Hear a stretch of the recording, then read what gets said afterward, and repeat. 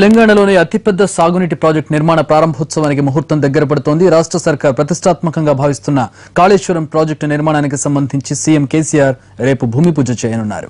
మహారాష్ట్రతో ఒప్పందం తర్వాత మేడిగడ్డ లేదా కాళేశ్వరం ప్రాంతంలో కేసీఆర్ నిలువెత్తు కాంస్య విగ్రహాన్ని ప్రతిష్ఠించాలని మంత్రి నియోజకవర్గ టీఆర్ఎస్ కార్యకర్తలు భావిస్తున్నారు. అందుకు 7 అడుగుల విగ్రహాన్ని ప్రత్యేకంగా రూపొందించారు.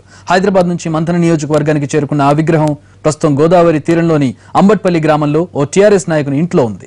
రేపే కేసీఆర్ విగ్రహాన్ని కూడా గోదావరి రోడ్డును ప్రతిష్ఠించాలని మంథన్ ఎమ్మెల్యే పుట్ట మధు భావించినప్పటికీ దానికి హైకమాండ్ సున్నితంగా తిరస్కరించినట్లు తెలుస్తోంది. విగ్రహం అంటూ ఆర్భాటాలకు వెళితే ప్రజలోకి తప్పుడు సంకేతాలు వెళతాయని భావించడంతో ప్రస్తుతానికి విగ్రహావిష్కరణ కార్యక్రమాన్ని వాయిదా వేసుకున్నట్లుగా తెలుస్తోంది. ఇవాళ కేసీఆర్ గారికి ప్రజలందరూ పెద్ద ఎత్తున స్వాగతం పలుకుతున్నారు.